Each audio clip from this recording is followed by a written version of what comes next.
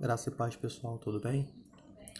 Então vamos iniciar esse estudo no primeiro tópico, falando sobre escatologia, doutrina das últimas coisas, ou doutrina dos últimos tempos. Sou o pastor Flávio Henrique, tenho um ministério itinerante chamado Vencendo o Limite e venho trazer para vocês um pouco do estudo sobre escatologia. É uma breve síntese do que é escatologia, porque ela é muito extensa. Ela tem que se dar aí bastante tempo e muitos anos de estudo. Quero trazer para vocês pelo menos alguma coisa no que se refere aos últimos acontecimentos. Então vamos lá. Esse primeiro tópico falando sobre a segunda vinda de Cristo. Nós temos a letra A, que fala sobre a sua realidade. Já no tempo dos apóstolos, a sua segunda vinda era negada. Se encontra lá em 2 Pedro, capítulo 3, versículo 3 e 4. Vamos ler esse versículo. Tendo em conta, antes de tudo, que nos últimos dias virão escarnecedores, com os seus escárnios, andando segundo as suas próprias paixões, e dizendo: onde está a promessa da sua vinda? Porque desde os pais dormiram todas as coisas, permanecem como desde o princípio da criação. Essa é uma visão dessa passagem que fala sobre os últimos dias, sobre os escarnecedores, no intuito de negar os juízos após a sua segunda vinda. Os falsos mestres argumentaram que demoravam significar uma falsa esperança, duvidando da futura realidade do reino da justiça, andando segundo as suas próprias paixões. E ainda hoje encontramos pessoas que negam a realidade dessa doutrina. Por isso é necessário demonstrar pelas Escrituras a sua realidade. Essa é estabelecida por vários testemunhos bíblicos. Primeiro testemunho, o testemunho dos profetas. Se você puder acompanhar aí com a sua Bíblia, através desse breve estudo que irei estar ministrando sobre a vida de vocês, você pode abrir lá em Zacarias, capítulo 14. Vou abrir a minha aqui também, para que possamos acompanhar junto esse breve estudo. Zacarias 14, versículos do 3 ao 5. E diz assim: então sairá o Senhor e pelejará contra essas nações, como pelejou no dia da batalha. Naquele dia estarão os seus pés sobre os montes das oliveiras, e está defronte de Jerusalém, para o oriente, para o monte das oliveiras, que fendindo pelo meio, para o oriente e para o ocidente. E haverá um vale muito grande. Metade do monte se apartará para o norte, e a outra para o sul. Fugireis pelo vale dos seus montes, porque o vale dos montes chegará até Azal. Sim, fugireis, e como fugistes do terremoto dos dias de Uzias, o rei de Judá, então virá o Senhor, meu Deus, todos os santos com ele. Essa passagem ela está dizendo o que para nós? O testemunho dos profetas. Que no dia da batalha, provavelmente, uma referência ao livramento miraculoso de Israel das mãos dos egípcios após o êxodo. Os seus pés, se esta profecia se cumprir literalmente, será na segunda vinda de Cristo. No entanto, pode ser indicada apenas como o poder manifesto num terremoto tão intenso que fenderá os montes das oliveiras, abrindo caminho de escape aos cercados da cidade de Jerusalém. Nós temos um segundo ponto, que é o testemunho de João Batista. Vamos lá em Lucas, capítulo 3. Vou estar acompanhando aqui junto com vocês. Quero que vocês acompanhem junto comigo também a leitura da sua Bíblia ou do seu smartphone. Seja de que forma que você tem a sua Bíblia aí, possa estar acompanhando. Lucas 3, versículo do 3 ao 6. Diz assim: e ele percorreu toda a circunvizinhança do Jordão, pregando o batismo de arrependimento para a remissão dos pecados, conforme está escrito no livro da palavra do profeta Isaías. A voz do que clama ao deserto: preparai o caminho do Senhor, endireitai suas veredas. Todo vale será aterrado e nivelado. Todos os montes e outeiros e os caminhos tortuosos serão retificados e os escárnios aplanados. Toda a carne verá a salvação de Deus. O que está dizendo essa passagem, esse texto bíblico? Está dizendo sobre o batismo de arrependimento. O batismo é um sinal público de mudança interna. O arrependimento que precede o batismo é o que sela e relembra as futuras obrigações para a remissão de pecados, virá na salvação em Cristo, de Deus, que seria oferecida a todo mundo por fim e trará o seu julgamento sobre os rebeldes. Nós temos o terceiro ponto que fala sobre o testemunho de Cristo. Está lá em João, capítulo 14, versículo 2.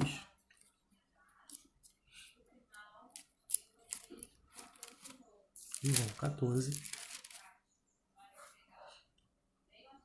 versículo 2 e 3. Na casa de meu pai há muitas moradas. Se não fora, eu vou lá, teria dito, pois vou preparar-vos lugar. E quando eu for vos preparar lugar, voltarei para vós receber para mim mesmo, para que eu estou, que estejais vós também. O que está dizendo este versículo, meu amado ouvinte? Ele está dizendo exatamente sobre a paz do Senhor. Ela está dizendo sobre alguns pontos cruciais que ele voltará para nós receber. A nossa confiança foi vivificada na ressurreição e daí no tempo pleno o acesso na morada no templo de Deus. É necessário que Cristo vá e nos prepare o lugar celestial e os crentes recebam no caminho até o Pai por intermédio de Cristo. O próximo ponto que eu quero trazer é sobre o testemunho dos anjos. Atos, capítulo 1. Vocês podem abrir aí, Atos.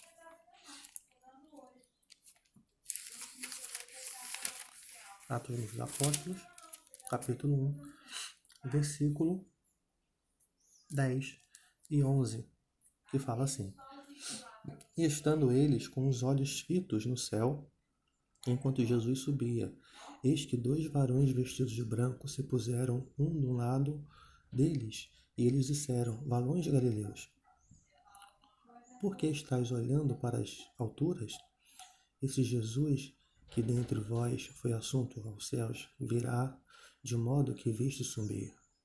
O que está dizendo esse versículo sobre os varões de branco trata-se de anjos como os que estavam no sepulcro. Você pode também observar lá em Lucas, capítulo 24, versículo 4, que fala sobre o testemunho daquele que viria, que é na sua realidade. E o testemunho dos apóstolos. Eu tenho algumas passagens, vocês podem anotar e acompanhar depois, mas eu quero me fixar somente em Marcos, capítulo 13, versículo 26. Marcos 13, 26, que fala exatamente assim: Então verão o Filho do Homem vir nas nuvens com grande poder e glória. Esse capítulo está dizendo o que em esse versículo? A ênfase fica focada claramente na segunda vinda do Senhor. As predições anteriores são sombras do evento climático do fim. O sol escurecerá e a linguagem pode ser figurada. Filhos, nuvens, citados em Daniel 7,13. O clímax da história será a volta do servo, rejeitado, agora publicamente manifesto como o rei do universo. Então, na grande realidade, você tem aí o testemunho através dos apóstolos. Você também pode acompanhar Lucas 21, 27, 1 João 3, 1 ao 3, Tiago 5, 7, 1 Pedro 1, 7 e 13, 1 Tessalonicenses 4, 13 ao 18 e Hebreus 9, 27. Isso aí é uma breve síntese do que vai acontecer acerca da sua segunda vinda, da sua grande realidade. O próximo tópico, a letra B, em falando sobre a natureza da segunda vinda. A natureza da sua segunda vinda, ela não é espiritual. É como a vinda do Espírito Santo no Pentecostes. É como a conversão do pecador, quando ele se converte.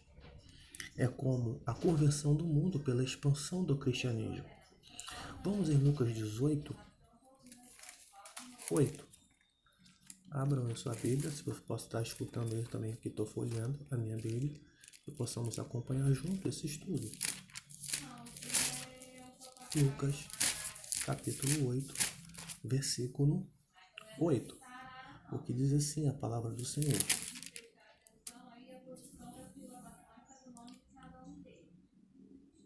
Outra, afinal, caiu em boa terra, cresceu e produziu a 100 por um, dizendo: Isto clamou, quem tem ouvidos, ouça. O que está dizendo claramente este versículo? Esse versículo está dizendo sobre uma parábola do semeador, aquele que aqui semeou, e isso será também conforme a segunda vinda do Senhor. Aquilo que semearmos no mundo espiritual, ela com certeza tem uma reflexão para o mundo material. Ela se reflete naquilo ao qual iremos viver, esperando a vinda, que será realmente uma vinda física e não somente espiritual. Você pode também acompanhá-la em 2 Tessalonicenses 2, 13. Você pode acompanhar em 1 Timóteo 4, 1 e Lucas 17, 26 e 30. Ela é literal, pessoal e corporal. A parósia indica a presença pessoal da sua segunda vinda. Atos 1, 11. Acredito que já lemos Atos. Vamos voltar novamente lá em Atos 1, 11, para que possamos entender das entrelinhas da palavra de Deus o que está dizendo sobre a sua segunda vinda. Atos, capítulo 1, versículo de número 11, que vem falando exatamente o que eu tinha falado antes. Eles disseram: varões galileus, por que estáis olhando para as alturas? É uma pergunta. Esse Jesus, dentre vós que foi assunto aos céus, virá de modo como viste subir. Ele foi de uma forma corpórea, em corpo glorificado, em corpo incorruptível, sem corrupção nenhuma, e voltará da mesma forma para buscar a sua igreja. Outro texto que você pode acompanhar, 1 Tessalonicenses, capítulo 4, versículo 14 ao 17. A palavra parósia é usada nas seguintes passagens. Mateus 24, versículo 3. Mateus 24, versículo 3, e diz exatamente assim: no Monte das Oliveiras, acharam-se Jesus assentado quando se aproximaram dele os discípulos, e em particular,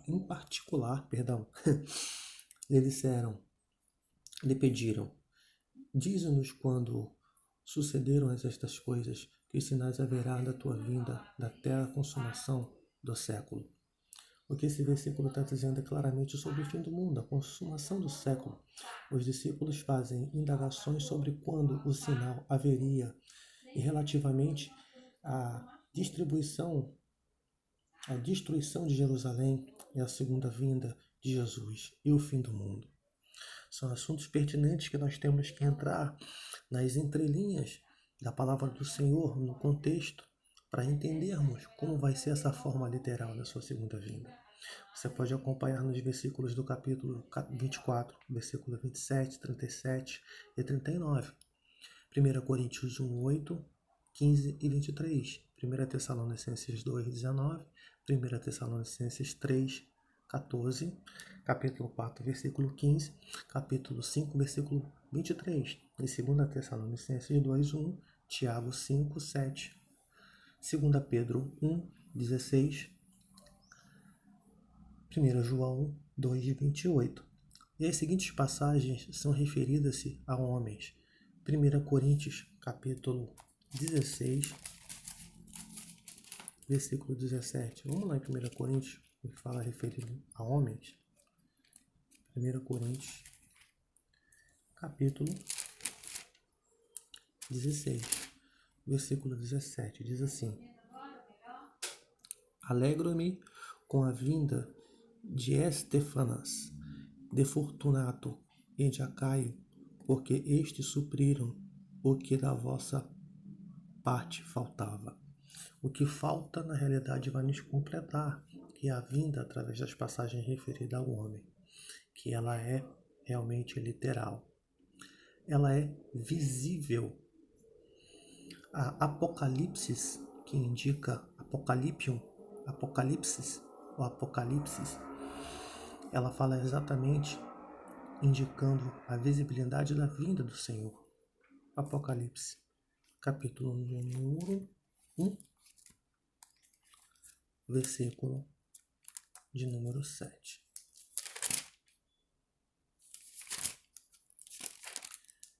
Fala exatamente dessa forma. Eis que vem nas nuvens, e todo o olho verá, até quando os ultrapassaram, e todas as tribos da terra se lamentarão sobre ele, certamente. Amém. O que essa passagem está dizendo claramente, ela está falando que eis que ele vem, refere-se à promessa da segunda vinda feita na hora da ascensão. Você acaba confirmando isso em Atos 1:11, como fora dito antes, e Mateus 24:30. São passagens que você pode estar acompanhando depois. Lucas 21:27, Tito 2:13, 1 João 3:2 e 3, Isaías 52:8 e Oséias 5:15. O termo Apocalipse é usado nas seguintes passagens: Romanos 8:19, 2 Tessalonicenses 1:7, 1 Pedro 1:7, 13, 4 e 13. Observação: o termo epifânia, aparição ou manifestação é muito usado no primeiro advento em 2 Timóteo, capítulo de número 1, versículo de número 10. Vamos lá em 1 Timóteo 1:10.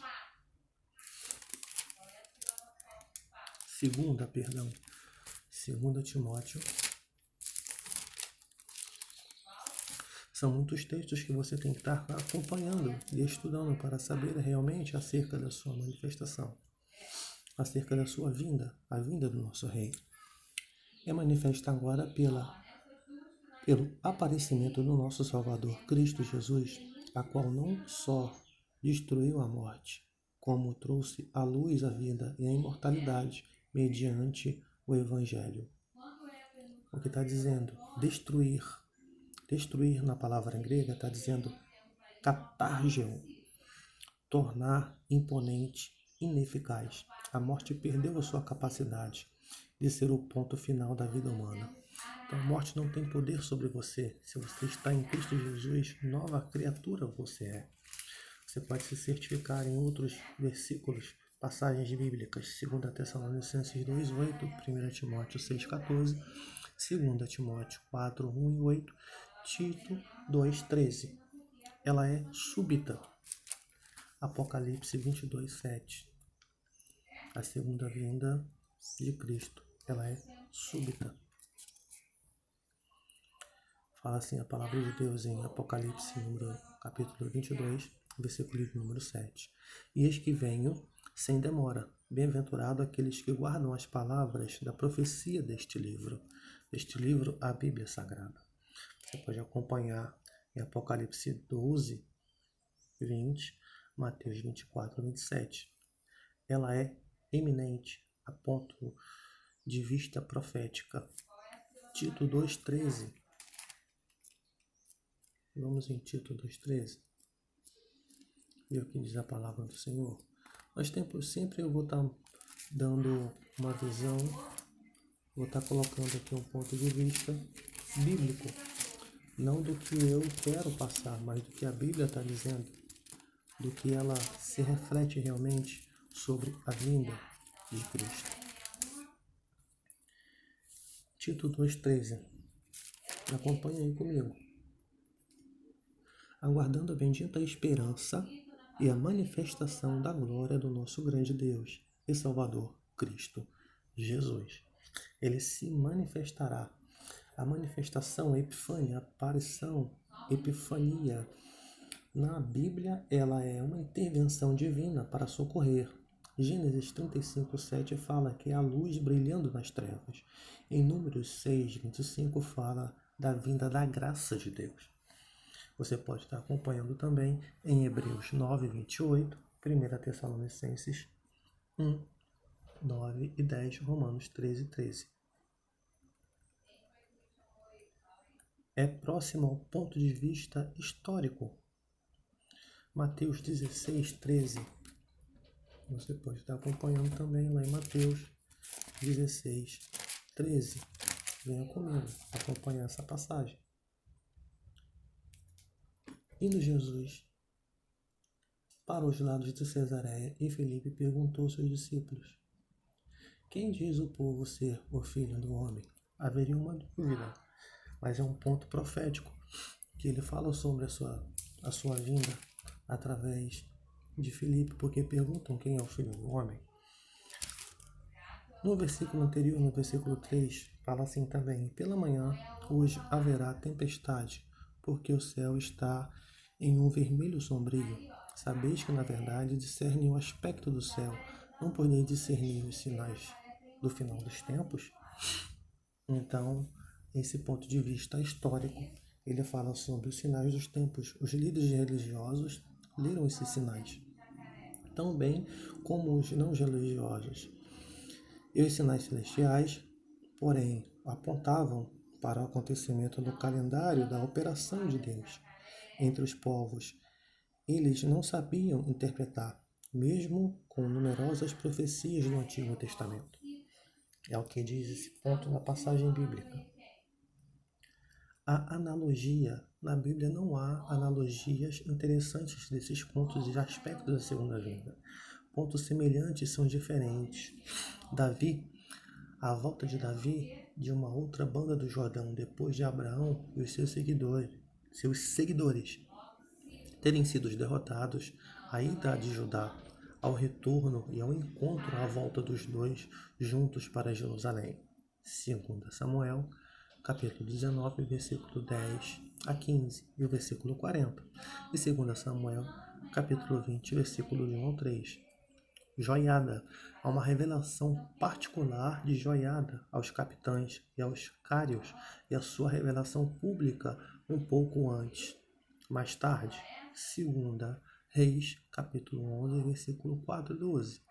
Em Pedro, quando Paulo se aproxima de Roma, os irmãos foram ao seu encontro e todos voltaram juntos para a capital. Atos 18, versículo 15 e 16. Isaac. Encontro de Isaac com Rebeca em Gênesis 24. Nesse trecho, Abraão é um tipo de um rei que faria um casamento de seu filho. Mateus 22, 2. O servo anônimo, o tipo do Espírito Santo, que não fala de si, mesmo nas coisas do noivo, para conquistar a noiva. João 16, 13 e 14. O que enriquece a noiva com o presente do noivo. 1 Coríntios 12, 7 ao 11, em Gálatas 5, 22 e 23. E traz a noiva ao encontro do noivo. Atos 13, 4, 16, do 6 ao 7, Romanos 8, 11. Rebeca é um tipo de igreja, a virgem, a noiva de Cristo. Gênesis 24, 16, 2 Coríntios 11, 2. E Efésios 5, 25 ao 32. Isaac é um tipo de noivo a quem, não havendo visto a noiva amada através do testemunho do servo anônimo, lá em 1 Pedro 1, 8. E o que sai ao encontro da sua noiva a recebê-la, em Gênesis 24, 63 e 64, e 1 Tessalonicenses 4, 14 e 17. Estes incidentes não provam a teoria, mas ilustram a dupla natureza da volta de Cristo. Esse é um ponto de vista a qual você pode ver da volta do Senhor. Os sinais que precedem a sua vinda. Esses sinais, eles são muito claros no que estão acontecendo nos dias de hoje. Sinais nos céus. Lucas, capítulo de número 21. Nós já estamos terminando esse primeiro ponto. É bem extenso. É um estudo muito profundo no que se reflete a estudarmos a sua segunda vinda. Lucas 21, 25 fala exatamente assim: haverá sinais no sol e na lua e nas estrelas sobre a terra, angústia entre as nações e perplexidade por causa do bramido do mar e das ondas. O pastor está vendo sobre essa passagem. Haverá sinais. Continua aqui as predições, sinais no céu. Depois do parêntese aberto pelos capítulos 12 e 24, confirma, versículo do 12 a 24, como afirma o 17 e o 20, o significado dos sinais da vinda ainda são espantosos e grandes. Passará desapercebido aos incrédulos. O próprio discípulo que for indolente e incauto será apanhado no laço. Por isso, alguns acham que os sinais não são literais, mas se trata apenas de figuras de angústias humanas. Essa terminologia apocalíptica em Atos e nos escritos judaicos é muito empregada para descrever a conclusão política acerca do fim do mundo. Aqui deverá estar incluídos argumentos e acontecimentos cósmicos. Terremotos. Mateus 24. Vamos voltar lá em Mateus 24. Fala muito sobre Mateus 24, não é? Mas às vezes você tem partes que você tem que entender, separados e depois juntá-los. Mateus 24, versículo 7. Portanto, se levantarão nação contra nação, reino contra reino, e haverá fome e terremotos em vários lugares. Peste. Está dizendo o mesmo versículo, né? Sobre as fomes, sobre os terremotos, e reino contra reino. Guerras e fome. O processo científico, Daniel 12, 4. No processo científico, você vê que as ciências elas se multiplicaram cada vez mais. Aumentou de uma forma tão expansiva que você, às vezes, não consegue se desligar de tudo isso que está acontecendo nos dias de hoje. Daniel 12, versículo 4. Tu, porém, Daniel, encerra as palavras e sela o livro, fecha o livro, até o fim dos tempos. Muitos esquadrinharão o saber e se multiplicará. Aqui em outros versículos o saber está falando a ciência se multiplicará. Então o que está acontecendo nos dias de hoje? Essa ciência tem se multiplicado muito. A apostasia são sinais na terra que tem acontecido. A apostasia lá em 1 Timóteo, capítulo de número 4, versículo de número 1. Sempre vou estar folheando a Bíblia junto com vocês, para que vocês estudem junto comigo. 1 Timóteo, capítulo 4, versículo 1. Ora, o Espírito afirma expressamente que nos últimos tempos alguns se apostatarão da fé, por obedecerem a espíritos enganadores e ensinos de demônios. O problema é que as pessoas não querem realmente buscar a palavra do Senhor. O que o Espírito afirma nessa passagem? A apostasia nos últimos tempos é um assunto inteligível aos crentes por causa do ensino do Espírito Santo. Provai dos Espíritos afirma que está nos tempos presentes, indicando a repetição dos últimos tempos, um termo técnico para indicar que entre os dois adventos de Cristo e a era da Igreja. A fonte da apostasia é espírito enganadores, como em 1 João capítulo 4, versículo 1, apostatarão, profetizado por Daniel, no capítulo 7, versículo 25, e por Cristo, em Mateus 24, 4, e por Paulo, em 2 Tessalonicenses 2, 3, e por Pedro, em 2 Pedro 3, 3, e por Judas, versículo 18, aqui Judas também só um capítulo. Os tempos difíceis.